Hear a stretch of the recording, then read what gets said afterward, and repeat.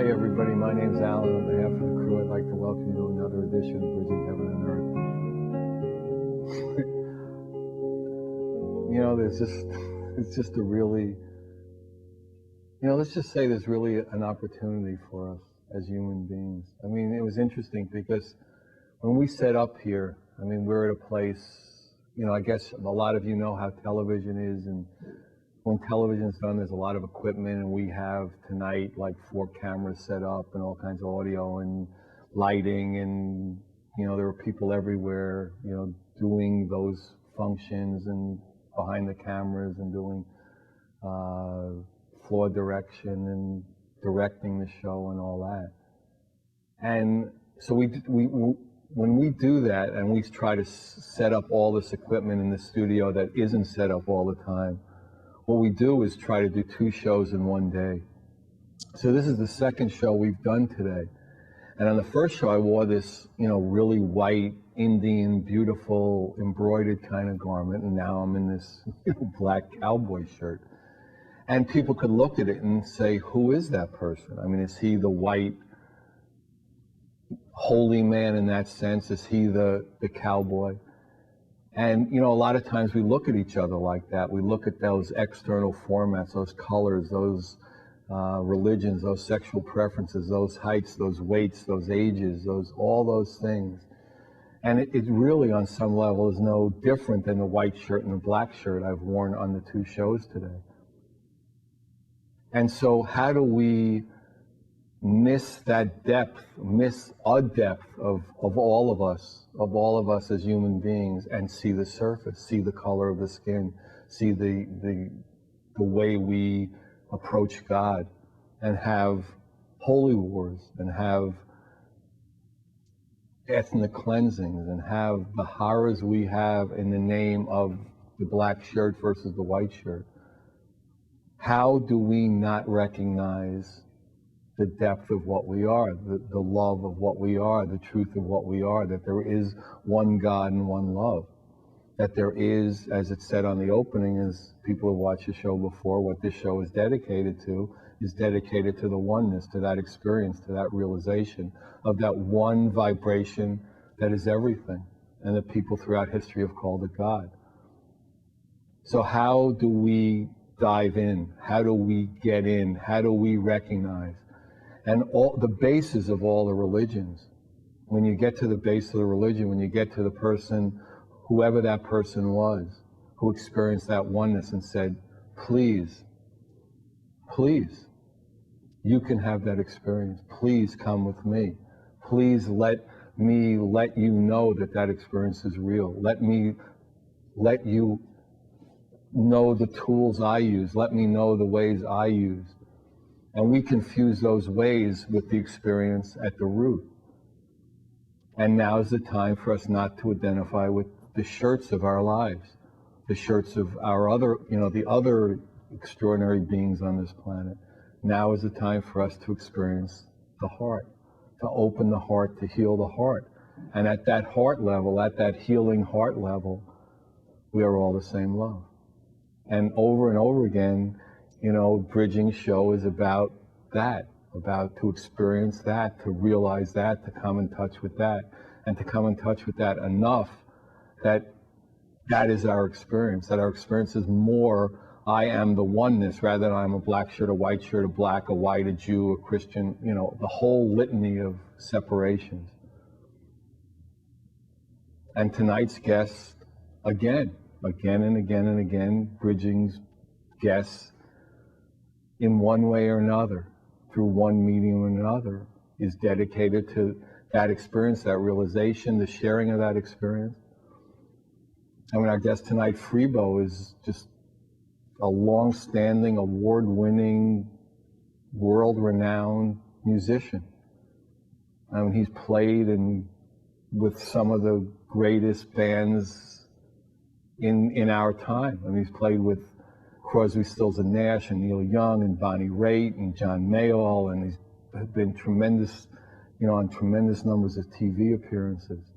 And then somewhere along the line, although not that that was good or bad, but there's something in him said, How can I reach into that inspiration? How can I reach into that depth and share that? And then his music changed. He became, instead of playing bass behind all these bands, he became, literally an award-winning inspirational singer-songwriter. And then he started putting out CDs that had that root, that message, that experience as its heart, to heal the heart of this planet. I mean, he's done 3 CDs, The End of the Beginning, Dog People, and his new one is Before the Separation. And we want to get home as Before the Separation. What was the experience we had before we separated from each other, from the love, from God? And there is an experience that we can have of that. And we have 2 beautiful videos of Freebo playing music, some with kids and others, and he's going to play live on the set, which we usually don't do because of the logistics here, but tonight, just because it is going to work out that way, and you're going to be really in for a treat.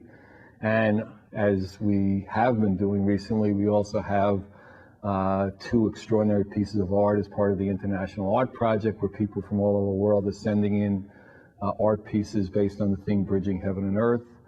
And they come in from all over. They're all mediums, all styles. You'll see they're different, but the energy behind them was all in that, get me to the root, let's experience the root, let's experience it together.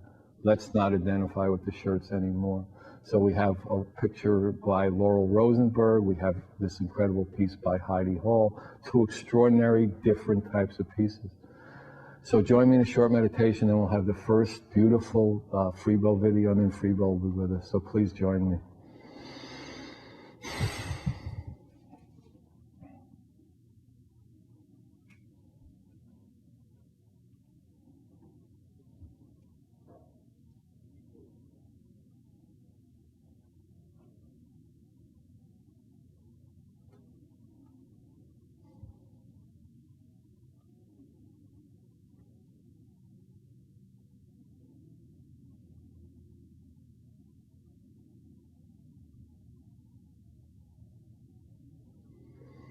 Thank you. So we're going to start the show tonight with a beautiful video. Get a feel for Freebo by this video. We are all one people.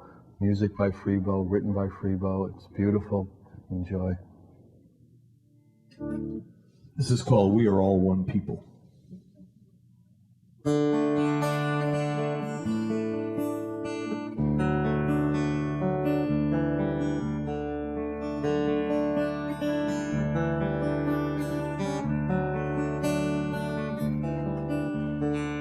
You and I are both the same. We are all one people. Open hearts and open minds. We want to be peaceful. We all live in one big world. All the boys and all the girls. You and I are both the same. We are all one people.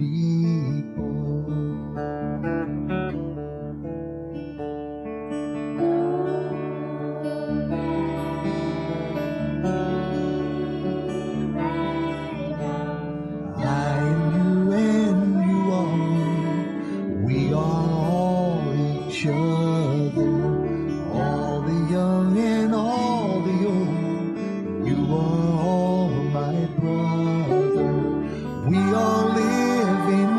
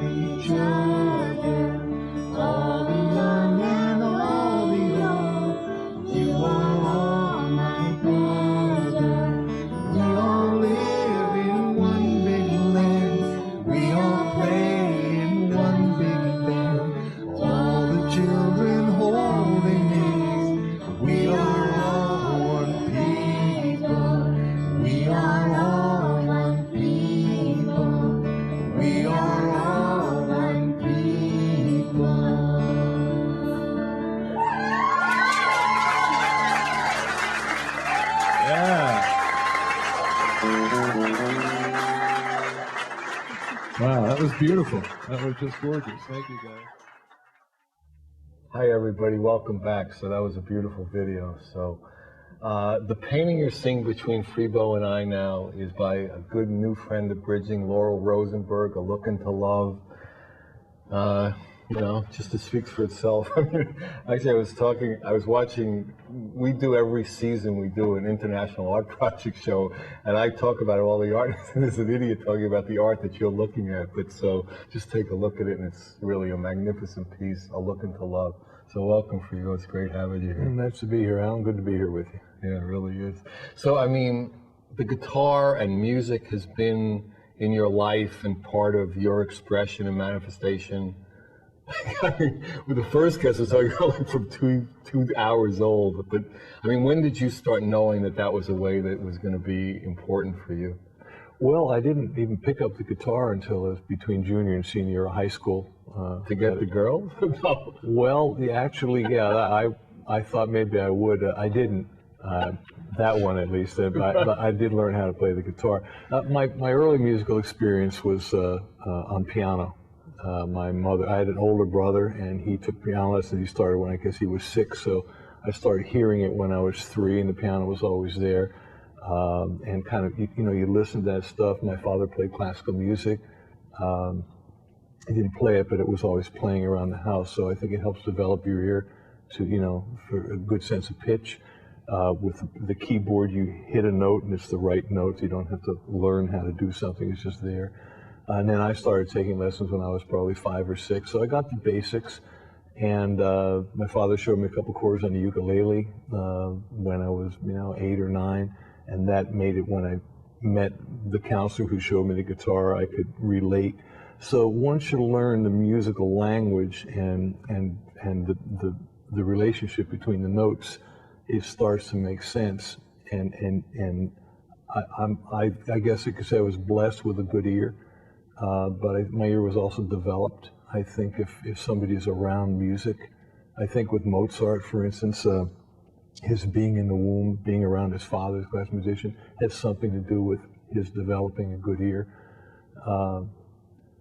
So it was always around, and the interesting thing is I never had any intention of becoming a musician.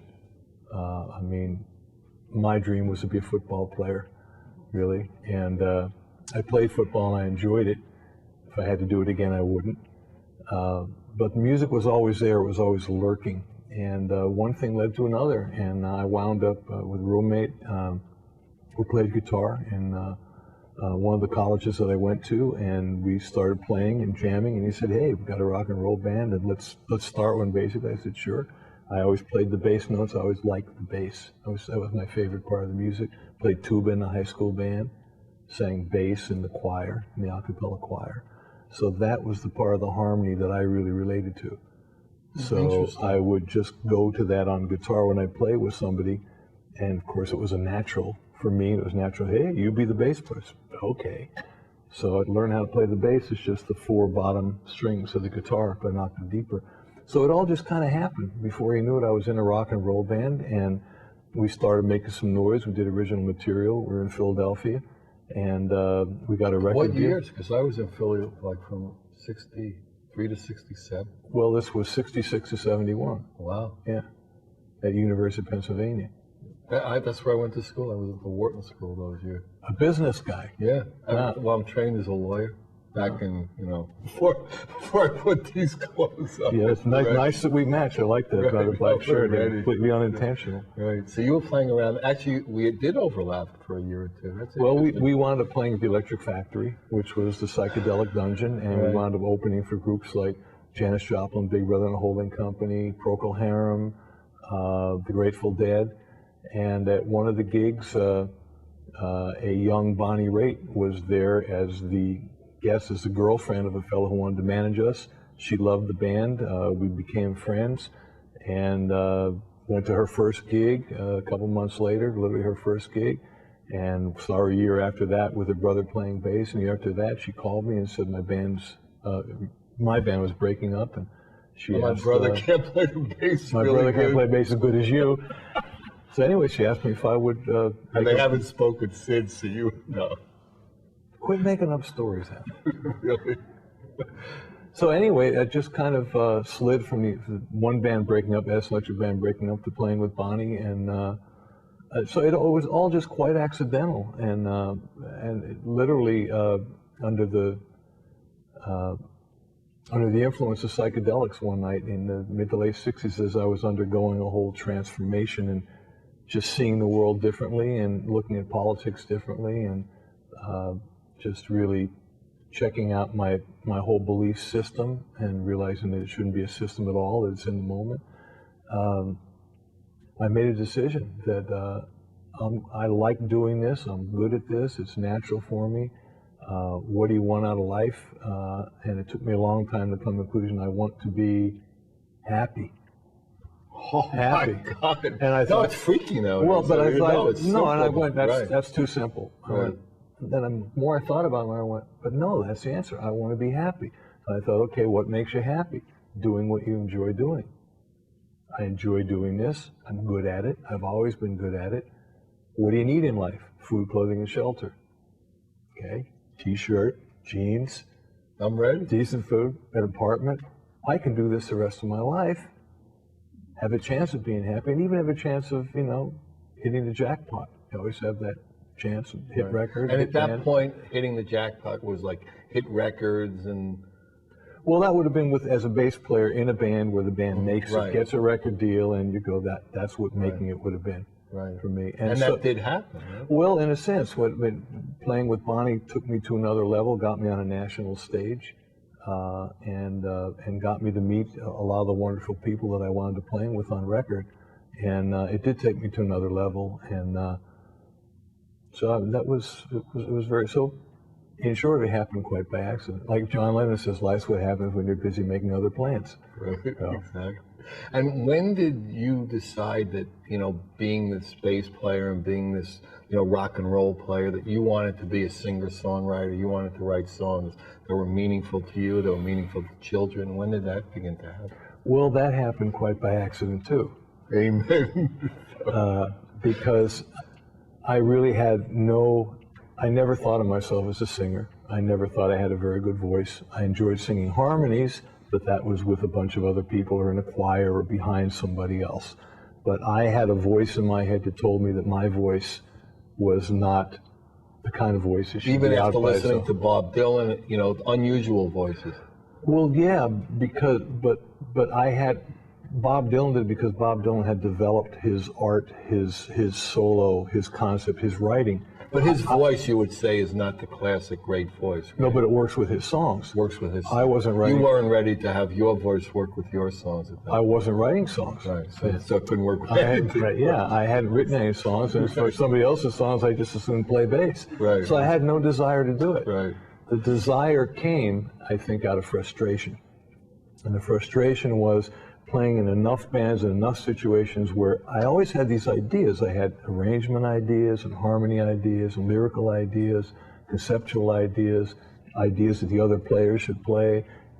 Hey, why don't you try this? Hey, why don't you try this? It's like, hey, why don't you just shut up and play your own instrument? Right. You think you're so good at a bass that you shoot your mouth? Are you leading this band or are you playing bass? Well, exactly. No, I understand. But I kept thinking, I've been around people quite like that myself. but I had the ideas, I know. and the ideas had no vehicle. Right. They had no receptacle to go in. They had no place to go, and so they wound up churning inside me in frustration. And was that for a long time, Earth time? Earth time? Yeah, no, a lot of years. I mean, it can seem like a long time. No, in infinite time, it's like a breath. It's But nothing, but right, there you go. in Earth time? Yeah, we'll talk Earth time. Earth time. Let's talk Earth time. That's good. Okay. In Earth time, I don't know. I'd say probably 10, 15 years. A lot of Earth time. Actually, I'd say probably about 20 years. Wow, that's 20 a years. gestation Earth time. Yeah, I'm a slow Right. learner. It happens when it happens. Right.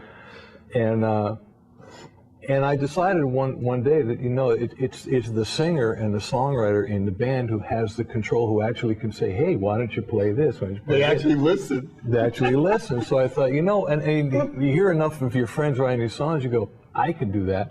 Well, the proverbial mirror looked back at me one day and said, well, then why the hell don't you? Right. How about it after 20 years, Earth time? Exactly, Earth time. And the proverbial, So I started hearing that, you know, that voice come back to me, why don't you?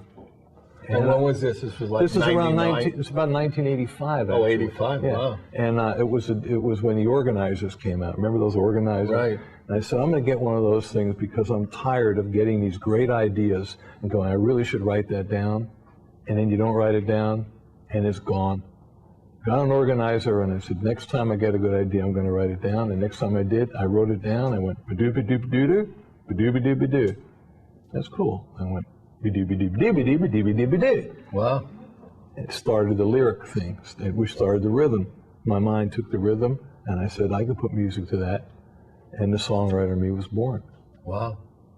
And then it took another 14 years Earth time for the CD to finally come out. Because I stayed on the demo level because I didn't realize that I was riddled with fear. And that was the fear of singing. It was the fear of really putting it out there. And so I found every excuse in the book unconsciously. I had no idea I was doing this till I started doing the work. You know, it's amazing because we were talking a little about that earlier. I mean, it's like, what do we got to lose? I mean, you know, who gave a crap about your CD, and yet we're so fearful. I beg your pardon? I mean, just because, yeah, you know what I mean? I mean, Yeah. It's interesting how, like, it can take us 14 years to, like, and you've been a musician, you know, a world-renowned musician, and still on that level, you know, to, like, a little bit outside the, you know, the box, and fear is just, like, all over. It's amazing, isn't it? And I was so removed from my fear, I was so unconscious that I didn't even know. You say, how do you feel? I go, I feel all right. Well, all right's not a feeling, and okay's not a feeling. So I think what had to happen for this for really to become an artist and to become more complete in my artistic expression, and ultimately my spirituality, because I think, you know, creativity and spirituality are really one and the same. I had to start doing the inner work, and that was looking at the mirror, looking at me, saying, why don't you, and starting to look. And I think the first thing that happened to me, allowed me to do that, the first step, as it turns out, was getting sober. Wow. That's so, I mean, like, there's I mean, you've been drinking as part of being a musician, as part of sex, drugs, and rock and roll. Sex, drugs, and rock and roll was for like from the time you were 15 to a lot of Earth years. Pretty much. Drinking. Yeah. I mean, would you say that in the classic definition, you were an alcoholic all that time? Technically an alcoholic. I mean, you know, they say alcoholic. Alcoholics never admit to it. But. Well, my drug of choice actually wasn't alcohol; it was pot. You know, and I did psychedelics. I mean, I did a little bit of everything. But what I heard that really hit home was living life on life's terms. And I realized I wasn't living life on life's terms. And once I decided to do that, and as I got more and more sober, I got more and more clear. As I got more and more clear, you realized how afraid you were. I began to feel my feelings, and as I felt my feelings, I began to realize this myriad of stuff is going on with me that I was so removed from for so many years. I mean, this society does it to you. I mean, we're addicted to so many things, television and the kids with the iPods and computers, and there's always something going on. There's all this noise going on all the time. And as I get older, I'm doing my best to try and minimize the noise, create more space, you know, allow things to come in. I'm not so good at it yet, but I get better and better every day. Wow. Hallelujah. That sounds great. No, really. So this process, you know, kept happening, and then more and more music was coming through you, and more availability of your gifts were able to come out and put the whole package together. Well, when I finally realized, I had an epiphany one day that I was afraid to sing. And the next day I called up a friend and asked him about a voice teacher, vocal coach. And I went to him and I go, that kind of stuff. And that really helped unlock something and started getting me to deal with the machine, with the mechanism, with the instrument, and learn how to use that. So the combination of the technical things and dealing with the fears and then just getting up and doing it and being nervous and dealing with the nerves and just gaining the experience and bit by bit, I think, you walk through the fear and you have to get up and you have to walk. So I'd say in short that this whole journey has been about walking through the fear, and in retrospect, I'm grateful that the music has been in me is finally finding a vehicle to come out and be able to give it to the world, and I'm extremely grateful. But I think what it's done for me as a human being is equally as on a high level. It's really taken me to another level as a human being, I think, and it's the best journey I've ever been on. That's beautiful. Thank you. Yeah, maybe we'll sing some. Want me to play a song? Yeah, that'd be great.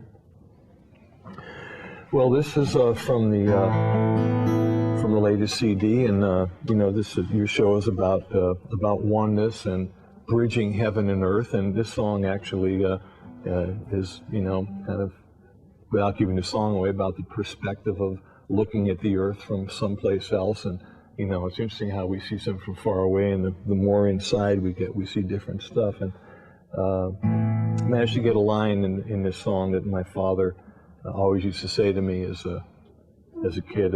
Actually, he was a lawyer. I like to call him the last honest lawyer. But he always used to say, life is rarely, if ever, black and white. It's always gray. Shades of gray. So this song is called To the Light. Beautiful.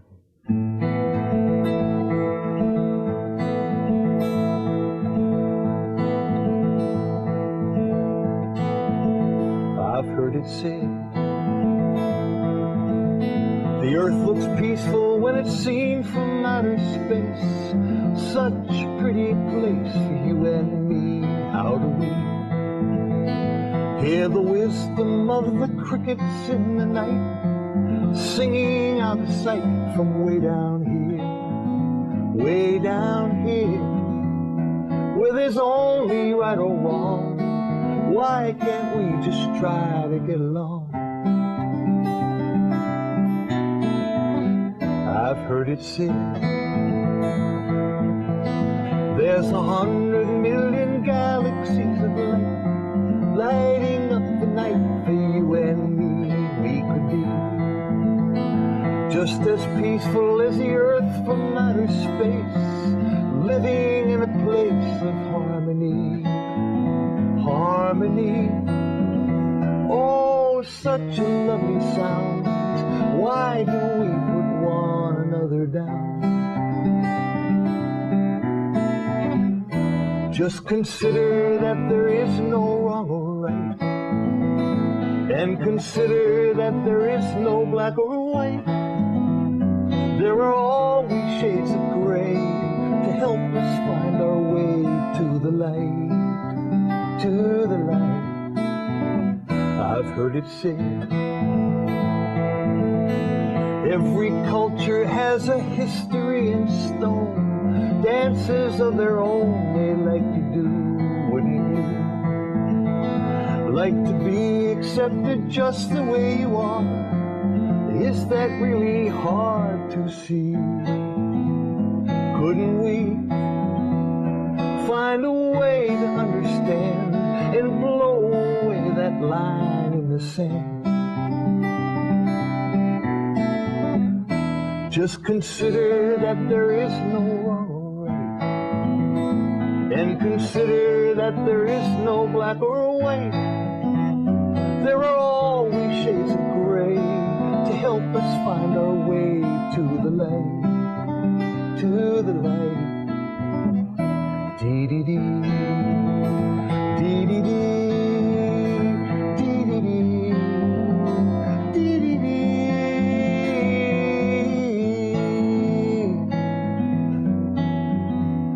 There are always shades of gray to help us find our way to the light, to the light, to the light, to the light. I've heard it said, the earth looks peaceful when it's seen from outer space. Such a pretty place for you and me.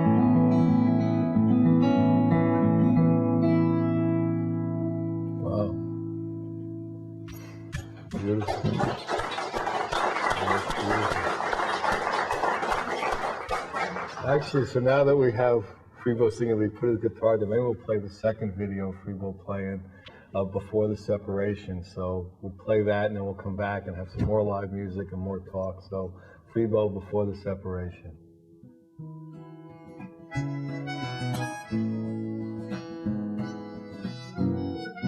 Say it one more time.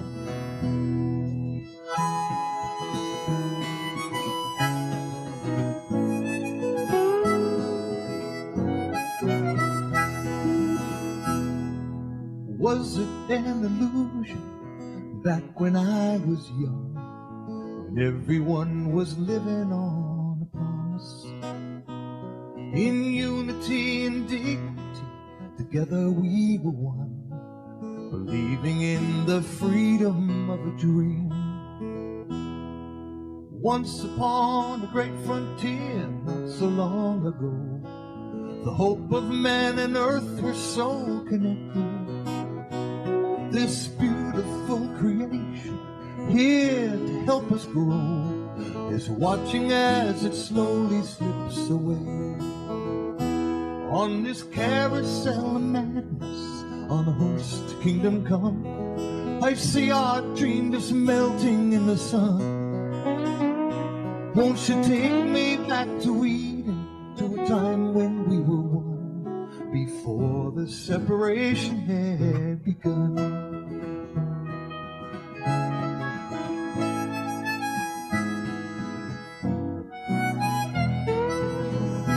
For the ones who have the money and the many who have none, the great divide grows wider by the moment. Equal opportunity doesn't mean a lot to the one who has to struggle to get by. On this carousel of madness, on a horse to kingdom come, I see our dream just melting in the sun. Won't you take me back to Eden, to a time when we were one, before the separation had begun? Hiding in our lives, we blindly close our eyes. Safe but not so sound, no freedom to be found, no.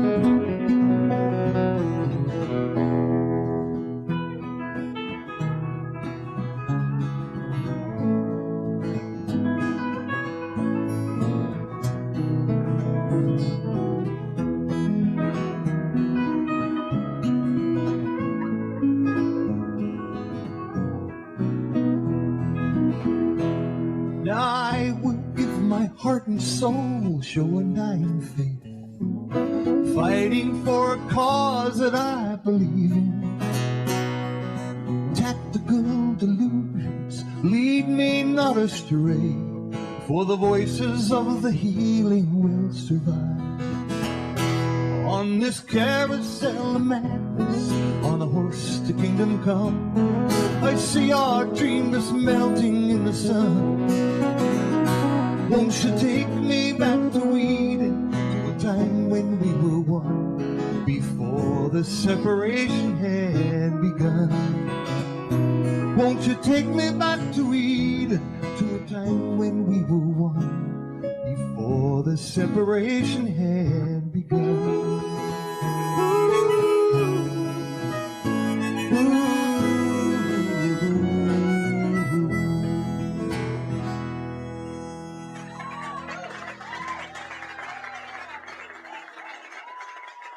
Thank you. Hi everybody, welcome back. So that was a beautiful, beautiful video, wasn't it? So in the picture you're seeing now in between us is a beautiful Kuan Yin by Heidi Hall. It's a beautiful piece. We just actually took it out of a gallery opening we had in a gallery exhibit that was in Santa Barbara that we had like 65 pieces from the art project. And if anybody's interested in participating in the art project, any piece, any size, any format, anything that it manifests through you through the experience of bridging heaven and earth, contact us. You've seen the graphics go across the screen. So Freebo, when you were writing before the separation, and you know, what sense were you getting? I mean, how did you, think about like getting back to Eden? I mean, how did that, that fearless state, that state of joy? Well, what struck me for what inspired me to write the song is originally, and it's funny how the song, it kind of, a lot of people say it writes itself. I don't quite subscribe. I think parts of it do write itself. I think there's two parts to writing, I find. There's the inspiration, and then there's the craft. And the craft is, it doesn't write itself. You sit there and you work at it and say, okay, what do I want to say? What's the best way to say it? I like this line, but is there a better way to say that? Come up with a good metaphor. The rhythm doesn't quite work. What I wanted to talk about originally was I think what set me off was the guy who works, whether it be in a coal mine or a factory, for 35, 36, 37 years, and right before his 40 years are up and he's going to get his pension, they find a way to downsize and they find a way to get rid of him. And bit by bit, how the worker has been discounted in this country. And then it got to where the divide between the owners and the workers. I mean, why should an executive make 500 times more money than a worker who's doing the work? And it just kind of led to that, and I decided I want to talk about the environment and talk about a whole bunch of other things, and then take me back to Eden, the Garden of Eden. I came up with that, and that's interesting, and worked with a co-writer, a good friend, a fellow I respect a lot, a fellow named Robert Tepper, and we go back and forth with these things, and it developed, and I'm very proud of the song. I love the way it came out. And you do a lot of like different types of songs. Like you do a lot of like almost comical, playful songs, and you do a lot about. You have a dog, a beautiful dog. I've got a beautiful who's out in the car. Ran her just a little bit earlier. Harlow, and Harlow was our second golden retriever, and our first one was Garbo, who inspired the Dog People record. I did a dog song on my first CD on the end of the beginning. It's a simple thing. Let me tell you about my baby. She's all legs and hair. We spend our time together. We're really quite a pair. She's always in a good mood. She's just as happy as can be. She's my sweet little angel. She's my DOG. It's a fun little thing. A lot of people said, hey, you got to do more dog songs. I don't do anymore. Enough people said, I finally went, screw it. I'll do a whole CD of dog songs. Wow. So I did. Wow, and you're going to sing one for us. You want me to do that? Wow, what a segue. Do the dog songs. That was so professional. There's a dog show and we're doing dog songs. Well, this is not one of those silly dog songs, but when I set about to write the CD, I wanted to do a combination of covers that I really liked, were really cool, and I just wanted to write about the human-canine connection. I didn't want to do something about walking the dog, which is about some girl with her walking the dog, or you end up with a hound dog snooping around my door. I wanted to write about the connection. And Garbo really inspired me because in terms of this work and the spiritual work and getting into the moment and just being there and enjoying the moment and living life to the fullest, she personified that. So I wrote this song called What Can I Do to Be More Like You?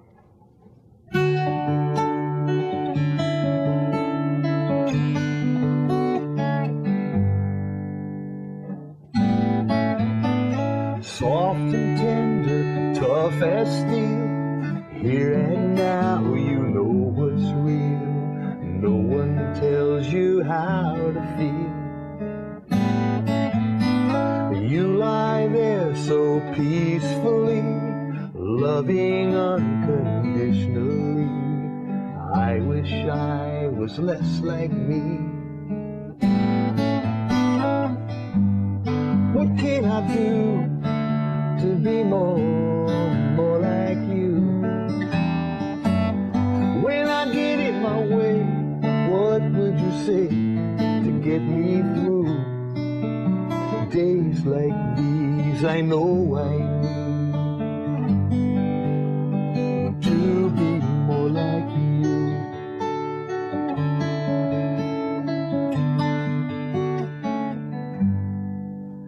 As I try to beat the clock, that voice inside my head won't stop. You just sit, no need to talk. As the sun is going down, you just smile and I just frown. I'm so lost and you're so found. What can I do to be more like you? When I get in my way, what would you say to get me through? Days like these, I know I need to be more like you. All the commotion, all the human misery, in a world that's so confused. But your love and devotion, such a perfect mystery, guiding me to someday to be more like you.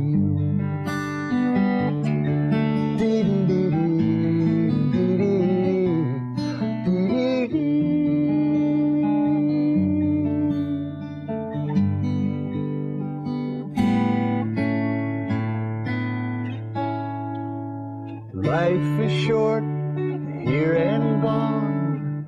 Through the tears I'll carry on. Give me hope and keep me strong.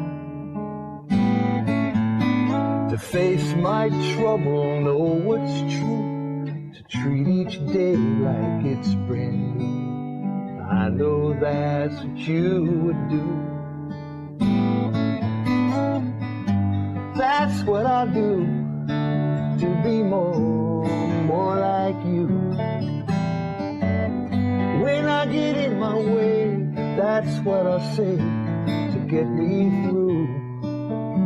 Days like these, it's hard to be. Yes, days like these, I know I need to be more like you.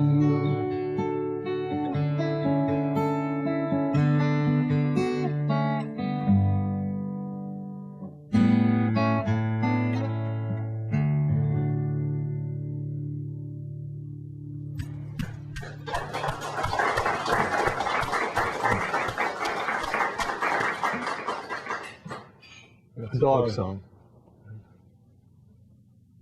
Yeah, that's it's funny how you can be inspired by, and I think that's what creativity is about. I mean, it's all around us, and there was my dog going, "Wow, you got together.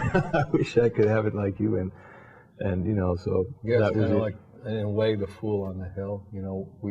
We have the wrong perception of what's successful and what's beautiful and powerful.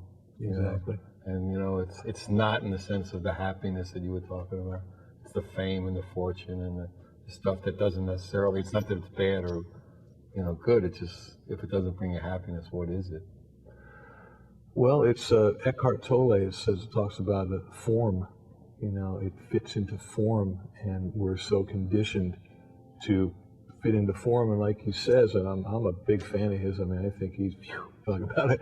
Guys on a high level came in here at a high level. He's the real deal. And as he says, all form crumbles. And so the more that we, identify with form, I mean, there's something that's not real about it.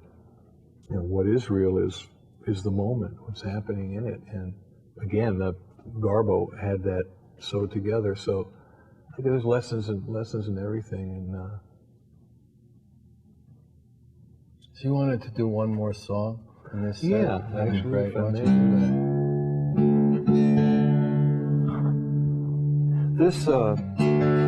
This is a song that's called "You Don't Have to Live This Way." And I think this song probably best expresses my journey. And I think a lot of people's that it's about having that bad day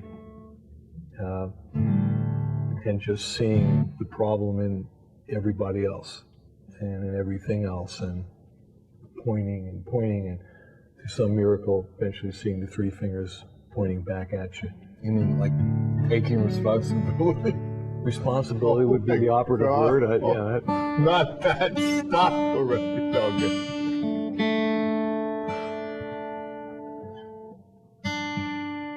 Yeah, and of course you can't put responsibility in a. I do have responsibility, actually, in a word of mine, in stand up. We knew you could do it.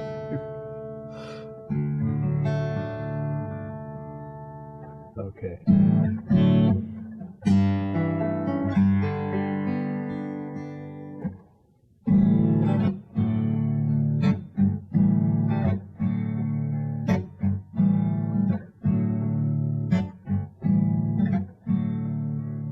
You come back dead and dirty from the war outside your home, and you wonder why your destiny has left you all alone. You dignify your suffering, but deep inside you know you don't have to live this way.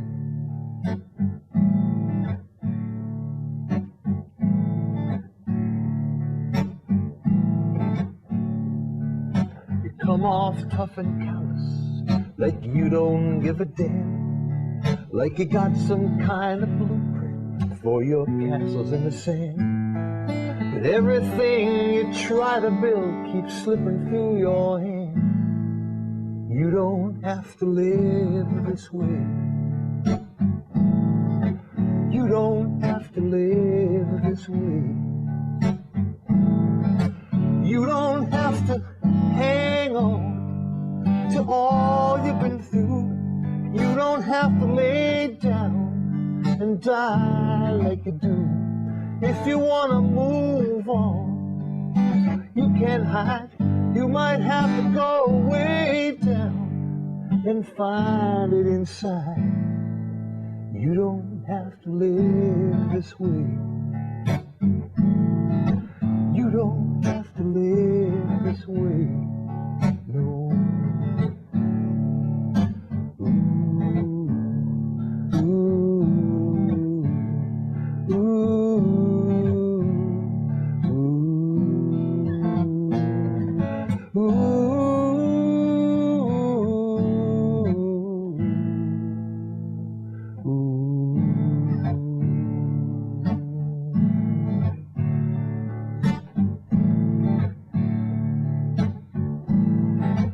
You don't have to hang on to all you've been through. You don't have to lay down and die like you do. If you want to move on, you can't hide. You might have to go way down and find it inside. Now you wake up with a longing, feeling like you care, that maybe just today your life's still an unanswered prayer. When you think back to your childhood dreams, well, child, you're almost there. You don't have to live this way. You don't have to live this way. You don't have to live this way. You don't have to live this way. No. Ooh, ooh, ooh,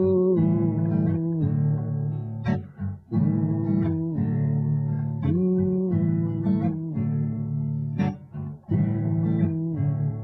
ooh.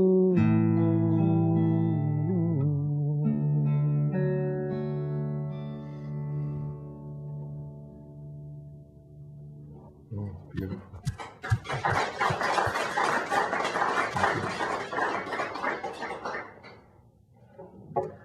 somewhat autobiographical. So, I mean, how do you see yourself getting more and more into that childlike state, that open heart, that healed heart? How do you see that happening? Well, it's interesting sitting next to you. No, I mean this as a compliment. I mean, you've got a lot of that. It's called a fool energy, or just kind of being in a moment. I mean, it's how do you get more happy? How do you not take things so seriously? How do you get more in a moment, see the perspective of all things? And I'm doing my best to get to that place. And you and I were talking about the proverbial pile, and it keeps piling up, and the weight that before you know it, the pile gets on top of you, and it puts this weight on you, and it's just overwhelming. And for me, I get so overwhelmed, I just short circuit and then I split. You know, it used to be with drugs and alcohol. Now it can be with anything. I find that I split less and less, and the more I'm in the moment, I can't split from well, I can split from the moment, but why? Because that's what I'm trying to get to. So really, that's what I'm trying to do, is just keep it simpler, create more space in my head, create more space in my life, find a balance. I think it's all about balance. Balance with a capital B, really important. And you know, and I have my own perspective, my own thoughts, my own God, my own view of relationships, and it works with a balance. I think oneness, for me, and my wife and I went to Australia and spent about 10 days with an Aboriginal family. It was a fascinating experience, and to be with them and experience just the vibe of that oneness, the oldest people on the planet, you know, and way past where we are on the spiritual level, a psychic level. I mean, they operate at a very high level. And I came back where I really couldn't even kill a fly. I mean, if I get a moth that's eating my clothes, I'll trap them in a glass and gently take them outside to, you know, go feed on somebody else's clothes, but not mine. But I can't kill it anymore, because, as they say, he's just as important as I am. The rock, it all works together. It all works together, and it's taken me a while. I think I always believed that, but I never really quite got it, and I feel like I'm starting to get it. So if I can be a soul, you know, in this continuum, to help with that and be part of it and do my part, and it starts with me, to do my part to make a difference, you know, and take care of my side of the street, but help you when you need some help, and again, find a balance to do that, you know, not to be a codependent, you know, because I love the metaphor of, you know, when you're on the airplane, if there's the plane gets in danger and the oxygen mask drops, put it over your own face before you put it over your kids. I think it's a great metaphor, because if I don't take care of me, how can I be there for you? So I used to think that was selfish. I've now come to the conclusion that it's not selfish. It's doing what I got to do to take care of business, and then I can maybe take care of business on a larger scale on the planet. And so whatever I can do with this time that I've been given, and I do consider it a gift, really just the gift, the number one gift, to time that I have on this planet. Who knows what was before? I don't know what's after. I mean, I think there's definitely some sort of continuing happening. But this is my time now, and it's almost over for this show, surprisingly enough. So went quick, didn't it? It goes by fast.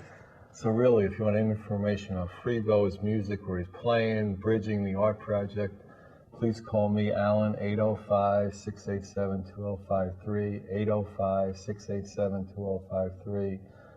I hope you had the experience I had. It was beautiful. It was beautiful to be with you again. We love you. Good night. God bless you. Thank you.